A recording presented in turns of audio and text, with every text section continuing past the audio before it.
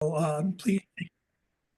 Okay, well, thank you very much for inviting me. It's an honor to be speaking at Lou Kaufman's birthday conference. So I'm going to talk about bordered Floer homology. I'm in a very funny situation where this talk is, the slides I've saved to a file called Kaufman. And, you know, I have so many files called Kaufman in which I'm talking about Kaufman states, but I won't be talking about Kaufman states today. But maybe Zoltan will in his talk. Okay, so I'm going to talk about bordered Floer homology, and my goal is to discuss kind of recent developments in my collaboration with Robert Lipschitz and Dylan Thurston, which began in a paper in 2008. And bordered Floer homology, in turn, is based on Heegard Floer homology, which was defined earlier in 2000 in joint work with Zoltan Subel. So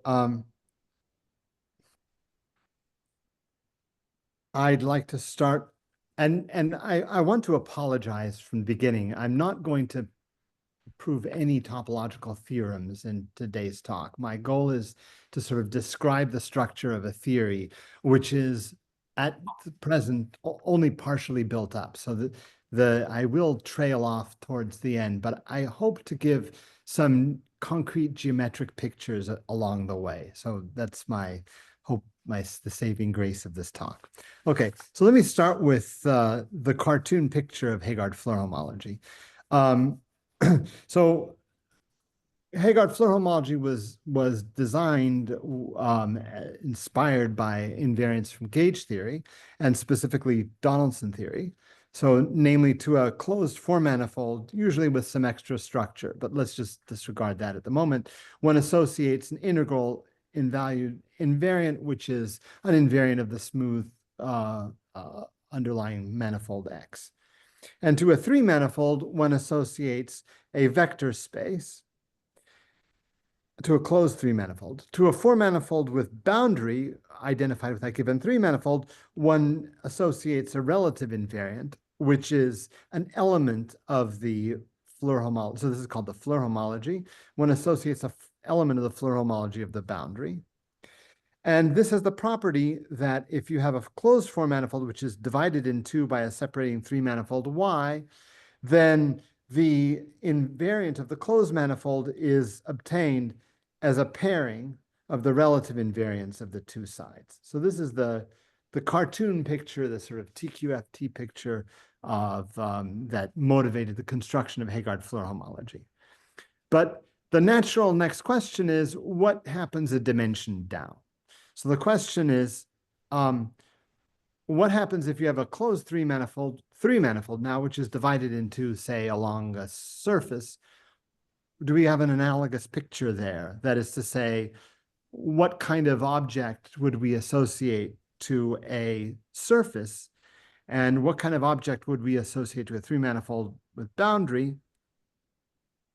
And finally, what kind of pairing? So if you imagine that you construct a closed three manifold by pairing two three manifolds with boundary, how do you pair those relative invariants to construct now the vector space rather than an integer?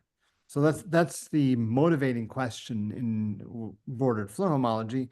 And before discussing that in any length, I want to just kind of note that Heegard Floer homology, as originally defined, was the homology of a chain complex over a polynomial algebra in a formal variable U. And as such, there is a U equals 0 specialization of the whole theory, and there's this unspecialized version of the theory. So I want to now mention a few points about the specialized theory. So the U equals 0 specialized theory is denoted HF hat. And it's not so good for four-dimensional applications. So it's not that it's has no four-dimensional applications at all. It has some, but one can't use it to construct a sort of traditional closed four-manifold invariant. For that, one needs the full structure of a module over a polynomial algebra. However, it is still quite good at three-dimensional applications. For example, there's an analog a theorem of Kronheimer and Mruvka, which states that the Heegard-Floer homology HF hat determines the Thurston polytope of the three manifold. So it tells you the genus minimizing properties of, tells you the genera of the minimal representatives of each homology class. And the point is that HF hat is somehow combinatorially computable in a somewhat reasonable way. There was actually an algorithm given by Sharkar, Sharkar and Jiajun Wang in 2006. So their approach is that if you have so Heegard-Floer homology is the homology of a chain complex associated with a Heegard diagram. And their idea was that if you take a Heegard diagram that is somehow sufficiently kind of mixed up, then all of and I should just mention that Heegard-Floer homology is defined, the differential counts certain pseudo-holomorphic curves, and those are analytic in nature. But the Sharkar-Wang argument shows that for suitable Heegard diagrams, those holomorphic discounts turn into something combinatorial. So you can compute something explicit. Now, it's explicit, but it's still pretty hefty. So but anyway, so it is in principle computable. Okay, so now I want to describe, so bordered Floer homology in its original version was a tool for decomposing HF hat, so the U equals 0 specialization of Heegard-Floer homology. And so I want to now just describe the algebraic structure of this story. So I asked earlier, what should one associate to a surface? But I want to be now a little bit more precise. One doesn't just have a surface, but a surface with a handle decomposition with a single 0 and single index 2 critical single 0 handle and single 2 handle. So that's what a matched circle is. And a pointed matched circle is a little bit of extra structure. So let me just start by a matched circle. A matched circle is effectively, I take the disk and I specify how I'm going to attach one handles to that disk in such a way that what after I've attached the one handles, I want a single circle component, which I then close with the unique two handle. And moreover, I want a little bit extra structure, which is I want to fix a certain base point, a base point somewhere on that circle. So I've drawn here the pointed matched circle for a genus 1 surface. So one way to draw this is here I've got the disk and I'm attaching these two one handles. I could draw it alternatively in this, maybe more in this way. I'm sort of fattening up these two one handles that I've added. And another way of drawing it is we're basically taking the square with opposite sides identifications, except we're sort of leaving out a disk with the base point somewhere. So this is the pointed matched circle of a genus 1 surface. Is that, when I teach my class, I stop and ask if that's clear, but I guess in this context, that's a tough one to do. Okay, thanks, John. Thanks, Scott. Okay, so this is, here's the genus 2 case. So the genus 2 case, the traditional genus 2 surface you get by taking the octahedron with opposite identifications, and you can think of that as the connected sum of two copies of this genus 1 pointed matched circle. But there are other interesting pointed matched circles. For example, here's one that you can show your algebraic topology students. If you take the hexagon and do opposite sides identifications, you also get a genus 2 surface. And here's another way of representing that. So these are examples of pointed matched circles. So the structure of bordered Floer homology is that given a pointed matched circle Z, we associate to it an algebra, which is a differential graded algebra. And let's just observe that Z actually specifies the surface, and it specifies the surface somehow uniquely up to isotopy. That's a key point. And now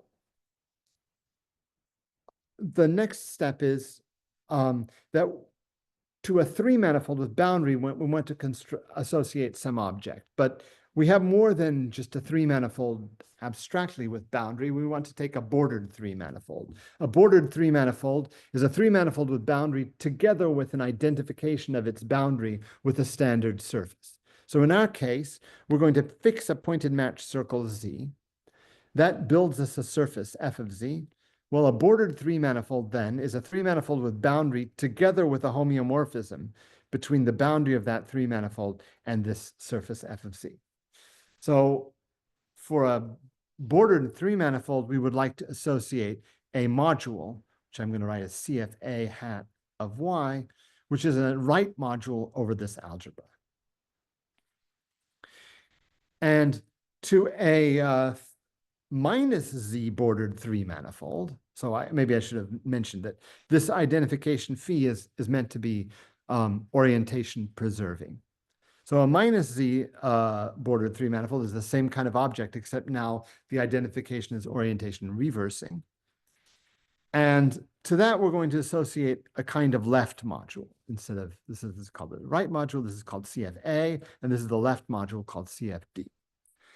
And the next point is that to a closed three manifold that's divided in two by a surface, suppose that someone's given us a closed three manifold and it's divided in two by sort of the surface associated to a pointed match circle, then we want to say that the Floer homology of this closed three manifold is somehow written as a product of the relative invariant of this three manifold with boundary with that three manifold with boundary. That is to say, there's a suitable kind of tensor product over this algebra. And the module associated to this, the chain complex associated to this closed three manifold is quasi-isomorphic to, or chain homotopy equivalent to, the tensor product of the two chain complexes coming from the two sides. So this is the if you like, the sort of categorified version of the pairing results that you get one dimension up. So this is the formal structure of the theory. And now I should say a few caveats. One is that when I say a differential graded algebra, we all have in mind a differential graded algebra. Well, we think of differential forms on a manifold, for example. That's a differential graded algebra. But the point is that there's an interplay between the gradings and signs. And in our case, it turns out that the gradings are not by Z, they're by some non-commutative group.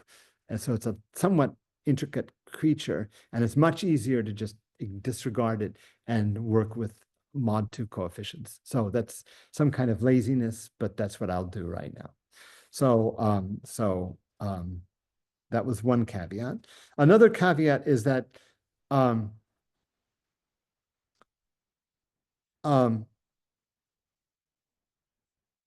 although in this picture, I said we'd associate an algebra to this, well, to this surface, that is an ordinary algebra or with a differential, but the modules are not ordinary in they're sort of a more intricate kind of algebraic structure. They're what are called A infinity modules. And the type D structures are also not merely algebra. The type D invariant is not merely a left module, but it's got some additional algebraic structure, which is that of a type D structure. And the third point is that the tensor product is not quite, it's some analog of a derived tensor product. So these are the caveats. So I've used some familiar language, but you should bear in mind that everything is just a little bit skewed. By the way, I will hopefully at least at some point make some of this concrete. And the final point is that all three of these creatures, the CFA, CFD, and CF hat, are defined using holomorphic discounting, and which means that I had some some vision of a 45-minute talk. And in that vision, I'm afraid I'm going to suppress almost all of the holomorphic discounting. So we can just take it as a sort of black box, that the definitions of the differentials of these chain complexes do involve some analytical choices. Okay, so those are the caveats. So with that, I mean, what I've so far sketched out was the state of the art a long time ago. So what I'd like to now describe is an ongoing attempt to unspecialize that U equals 0 business and work over an honest polynomial algebra and see how that makes the theory more sort of how that enriches the theory in various ways. So the first point is that even though I said in my earlier caveats that at least A of Z was an algebra, for the minus version, it is not an algebra anymore. It is what's called a weighted A infinity algebra, which is actually something I'm going to define during this talk, I think. The second point is that these creatures that used to be right modules, and I said they were actually A infinity modules, they turn out to be what we would call weighted A infinity modules. The type D structures remain type D structures, and the pairing theorem is also has some sort of richer algebraic structure in it. So, okay, so these are and sort of my goal here is to sketch what we view as what our sort of ongoing work with Lipschitz and Thurston. In the case where the genus is 1, even though one imagines that the arbitrary genus case should have sort of similar algebraic structure. And I should also point out that this is not the only approach to bordered Floer homology. Ian Zemke has a sort of very beautiful construction that he's worked out using an alternative bordered picture, and Jonathan Hanselman and his collaborators have also sort of very concrete, beautiful geometric construction using immersed curves. So this is not the only approach in town. Okay. Oh dear. Okay. That's interesting. Okay. So now I'm going to delineate the scope of this talk. So I'm going to describe some of the algebraic objects that appear here. And I'm going to describe explicitly the structure of the torus algebra. And finally, I'd like to convey some of the geometry behind the pairing theorem proof, which I really love. So there's always this tension between the talk that people want to listen to and the talk that you want to give. So maybe this is more along the lines of the talk people want to listen to, and this is the one that I want to give. So there will be some phase transition at some point during the talk. Okay, so that's my scope. Okay, so let me start with, by the way, a lot of what I'm talking about is sort of the symplectic geometers have it for breakfast, and but I'd like to sort of share it with you all. So a lot of what I'm going to say is just sort of standard in certain circles, but maybe not quite these circles. So let me just start with what is standard probably everywhere, which is the notion of a differential graded algebra. So again, I dropped the grading. We're working over Z mod 2. So what is that? It's a Z mod 2 vector space A equipped with a differential, d squared equals 0, and it's equipped with a multiplication, which I write as mu2. And the multiplication satisfies a Leibniz rule, the derivative. So I guess I should be writing d of composed with mu2 is mu2 composed with 1 tensor d plus d tensor 1. That's a way of writing the Leibniz rule. Again, if we weren't working with mod 2, there would be some sign here. And finally, there's a notion of associativity. Okay, so this is a familiar notion. And what I'd like to do is draw some pictures for it. So a nice way of drawing the picture for the differential D is to draw an edge with a dot on it. So you imagine that in comes an algebra element A and out goes dA. And it satisfies a certain relation, which is, of course, d squared is 0, which is just saying that if you act by this sort of graph with two vertices and consecutive to each other, then that always gives the answer 0. Okay. And how are we going to draw? You know, it might seem sort of strangely strange of me to do this, but it'll become clear a little later. So the multiplication is going to be drawn by drawing a this object, this, I want to say, fork with the middle piece missing, as it were. So I've got an A and a B coming in, or tuning fork maybe, and out goes A times B. Okay, so that's how I'm going to pictorially represent multiplication. And the Leibniz rule now pictorially looks like the following relation. If I take the tuning fork and replace it and follow it with a dot, that's equal to preceding the tuning fork by the dot on either of the two arms of the tuning fork. That's how we represent geometrically the Leibniz rule. And associativity is just sort of saying that if I first fork the second two things and then fork the first, that's equal to them doing it this way. Anyway, it's a relation between the action of these two trees. Okay. All right, so this is what a differential graded algebra looks like. And the adventure becomes one of what happens when you want to think about a differential graded algebra, but it's not associative on the nose, but it's only associative up to homotopy. So then you imagine that rather than, I've got A and B and C, and rather multiplying A and B, follow it by multiplying with C versus multiplying them on the second two factors and then multiplying the first, rather than that being 0, it's only as a map from A tensor A into A, we're just going to demand that it be null homotopic.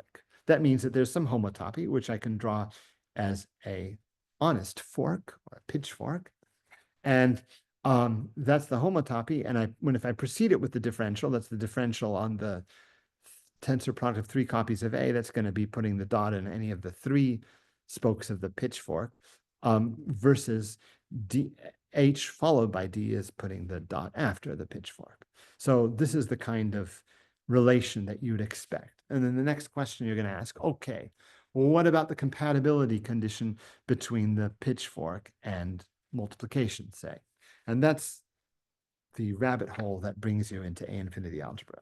So A infinity algebra, I said that the symplectic geometers have for breakfast. Like the homotopy theorists also do. This was actually introduced by Stasheff in 1963 in his study of the homology of loop spaces. But what I wanted to say is that these objects are somehow ubiquitous. So they show up in holomorphic curve theory, and there's a sort of philosophical reason why they must show up, which is that if you take a DG algebra, which we can probably all realize is a fundamental mathematical object, and you take its homology, then that is in a natural way an A infinity algebra. Okay, so now I want to say something slightly pretty, which is that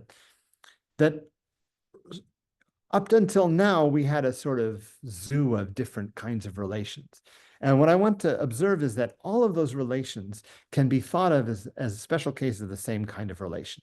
So the d squared equals 0 relation, you can think of as the action of a tree with 2 internal vertices and 1 edge that connects. Similarly, the Leibniz rule is the sum of all possible trees with 2 inputs and 2 vertices on the inside, 2 internal vertices. So that is to say, you can think of it as all the different ways of resolving this tree by exploding that one internal vertex and turning it into 2.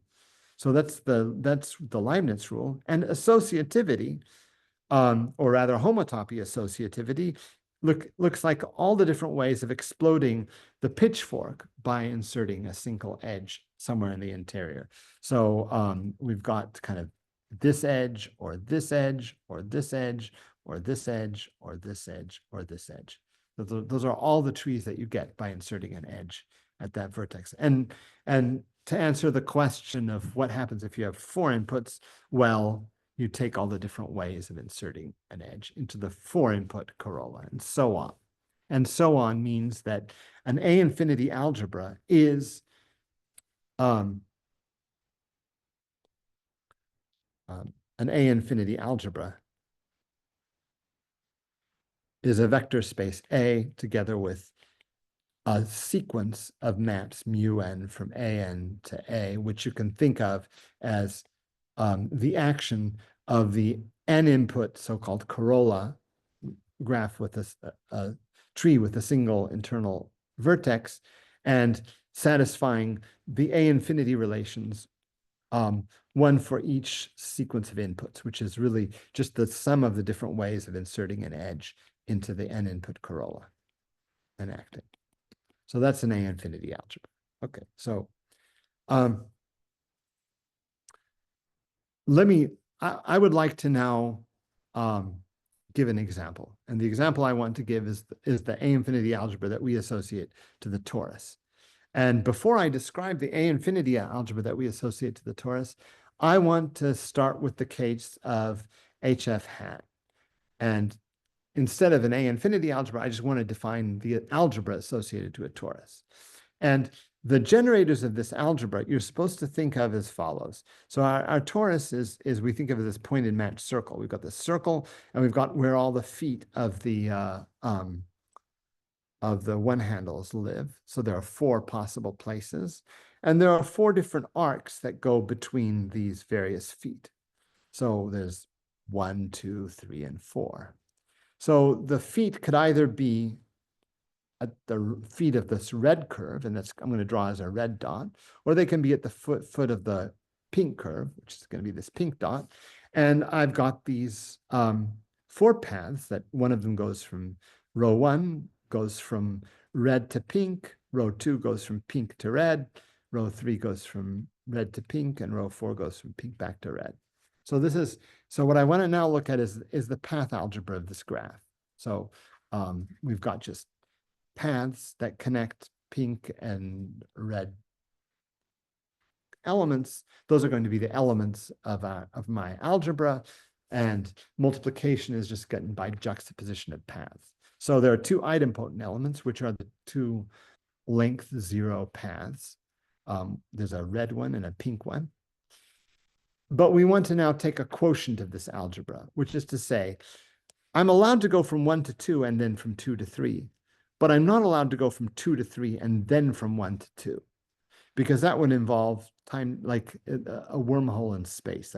That's like I have to run all the way along this one handle to do that. So what I want to do is I want to take the path algebra, and I'm going to just divide out by the relation that row 2 times row 1 equals row 3 times row 2 equals row 4 times row 3 equals 1, row 1 times row 4 equals 0. So that is to say, our actual paths are sequences of paths row. Oh dear.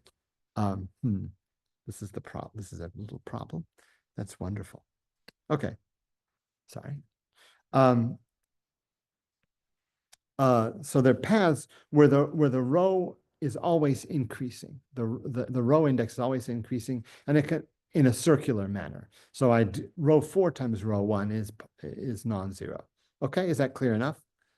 Sorry. Yeah. Okay, I hope that's clear enough. Okay, so now that's an algebra. It's a fairly simple algebra. It's countably generated generators are these paths. By the way, the multiplication is defined that if a path, I can juxtapose it with the other, then the product is the product of the path. But if I can't juxtapose them, the product is 0. Okay, so what I want to do is I want to now describe how to enhance this to an A-infinity algebra. And again, so I'm imagining that like I was, you all are sort of traditional, like sort of imagine, came as a low-dimensional topologist, and these creatures of A-infinity algebras came and hit me. So I want to give you a concrete way of thinking of a concrete A-infinity algebra that that that that that people who like knots are going to love, I hope. And that is the following enhancement. So what I want to look at are submersions from the disk to the torus. And I'm going to make the following. So the torus I'm going to think of as in this model. And what I want to do is I want to submerge onto this sort of punctured torus. Maybe I should say torus minus. Or the right thing to say here is that that the interior of the disk is mapped to the interior to the torus minus this figure 8. And the boundary of the disk is mapped to the figure 8. So I'm going to look at maps from the disk into the torus. And I'm going to demand that those maps just be covering spaces, except at the boundary. So the boundary, I'm going to allow certain branch points. So let me give you the simplest example. The simplest example, or the simplest non-trivial example, is just there's this there's a map from the disk onto the torus that maps the boundary, the boundary onto these arcs, these 4 arcs. So I mean, we think of the torus as the quotient space of the rectangle. What I just imagined is the map of the rectangle in. Okay, and that and how is that assembled into an A-infinity algebra? Well, I want to say that map is specified by what happens as I walk along the boundary. So what I want to do is I want to pick my favorite point on the disk, I. I'm going to walk around I, and I'm going to record the order in which I meet the various of these chords on the boundary. So I might hit the fourth chord first.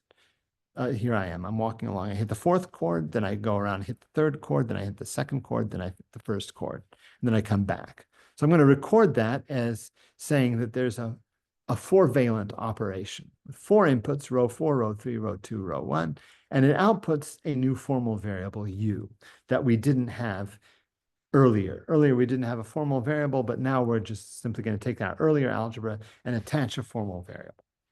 Okay, so those are they're these sort of 4 most basic operations as I put the dot around. There's row 4, row 3, row 2, row 1 is u. There's row 3, row 2, row 1, row 4 is u, and so on, the sort of 4 cyclic permutants of that. And now,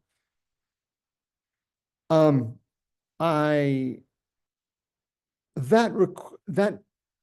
I demand that I have an A-infinity algebra and I demand that this action exists, what I didn't really say is that u is in the base ring. Then I would expect that multiplication of row 2 by u is u times row 2. So if this term is non-zero, then the A-infinity relation, now this is an exercise, there's exactly one other term that could cancel that, and that is when row 1 multiplies row 2. So if this is u times row 2, then that forces this to be u times row 2 as well. So the existence of this mu4 implies the existence of a bunch of other mu4s. What's maybe more interesting is that just as that mu4 exists, there's also a mu6. And probably I should just start by saying what that mu6 is.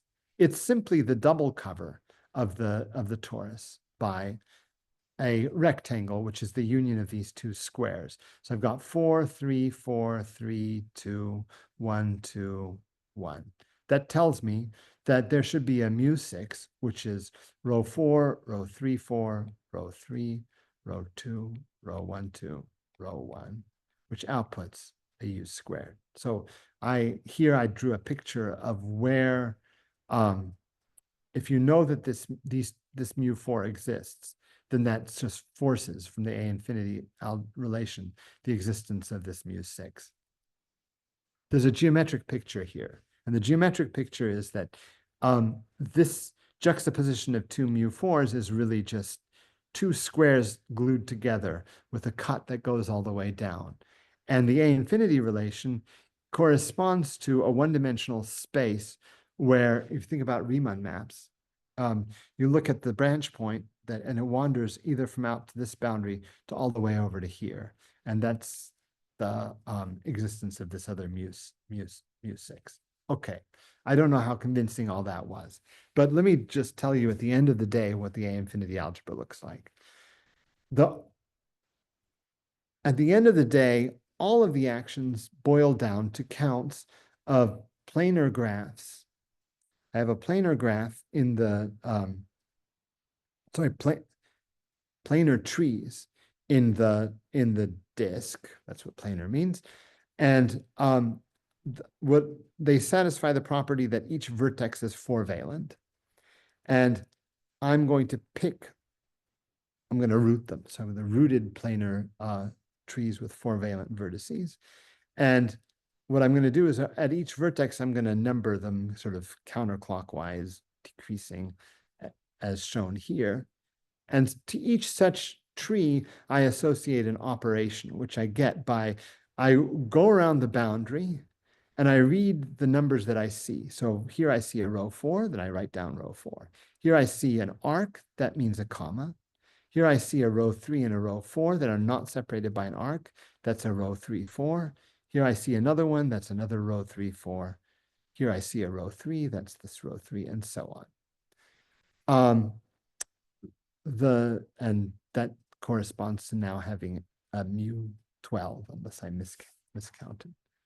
So these are the basic operations in our A-infinity algebra. And what's the relationship between these planar graphs and the covering spaces? Well, the graph is somehow exactly dual to the covering space. So if we think of the covering space as specified by these tiles that are composed of little squares numbered like this, well, then the graphs that I've drawn are just the dual graph to this tiling. So it's a very concrete geometric creature. Okay, so now I use the word weighted, so I want to explain what that means. So a weighted A-infinity algebra is just simply an A-infinity algebra, except now our vertices are decorated also with a non-negative integer called W, which is called the weight. And our A-infinity relations now, so earlier the A-infinity relations were the sums of all the different ways of inserting an edge in our tree. Well, now we have a fixed weight. We look at all the ways of inserting an edge into that tree. So you got 1, 2, 3, 4, 5, 6, 7. And we look at all the different ways of distributing the weight over the two vertices that you've inserted. So this sum should be 0. So for example, there's an A-infinity relation with 2 inputs and weight 1. And that corresponds to, well, this I can bubble off a, by the way, when I just draw an unadorned dot, I just mean a weight 0 dot. So, so I look at this little bubble with weight 1. Well, it could slide up this edge, or it could slide up that edge, or slide down this edge, or it could sort of bubble off and have no inputs in any of 3 places. And this looks like it's redundant. Okay. Okay. So that's the A-infinity relation that looks like for a weighted algebra. And now the weighted A-infinity algebra of the torus. Remember, I said earlier, or maybe I didn't say it entirely coherently, that the interior of the disk was supposed to be mapping to the torus minus the wedge of 2 circles. But now we're going to relax that condition, and we're going to allow our disk to cover, this puncture point. We're going to allow our disk to cover that puncture point, but we want it to cover it in an unbranched way. So we don't want to have a sort of order n branching over here. So we want it to be a proper covering. And the dual picture then is that we have a planar now graph, and the graph has the property that each vertex is 4-valent. And also we allow 4 cycles. The shortest paths are allowed to be 4 cycles. They can't be, 8 cycles because that would correspond to a double, an order 2 branch point over here. But if I'm demanding that we don't have any branching, that corresponds to having these length 4 cycles only. So we have graphs with degree vertices and possible 4 cycles. And then what we want to do is we want to say that the total number of 4 cycles is what counts for the weight. So you give me an operation, maybe I have an example here. I don't. This is the example. So, oh, it's right here. There's a mu8 action with weight 1 because there's 1 4 cycle in it, and it's I see row 4, then I see row 3 4, then I see row 3, and then row 2 3, and so on. And the output is u to the number of vertices, which is u to the 4th. Okay, so that is the geometric description of the weighted A infinity algebra of a torus. And now there's a theorem of Robert Meehan Dillon's, which says that this algebra, A naught of U, has a unique extension to an A infinity algebra with the specified mu4s. And that unique, by the way, that unique extension is gotten by counting those planar trees that I was saying earlier. And B, it also has that this A infinity algebra has a further unique weighted extension, which further satisfies the fact that there's a single no input weight 1 operation on it. And you can sort of think of these things as somehow dual to these things. And that's actually true in a technical sense, but maybe I won't go into that right now. So this is the sort of first step towards building the bordered theory over the minus version of Heegard-Floer homology. The next theorem is, this one actually is quite a bit harder and sort of poorly stated. But the theorem says that if you have a bordered 3-manifold with boundary, then there is a unique way of giving that a structure of a weighted A infinity module defined using pseudo-holomorphic disk theory. And I tried to draw here an example, but I see that I'm a little short on time. So well, okay, let me see. So here's an example where I've got a single generator and I've got a row 4 and then a row 3 acting, and then I have a row 2 and a row 1 acting. Okay, let me postpone this to my next lecture. So let me instead try to describe a little bit about what happens for the pairing theorem.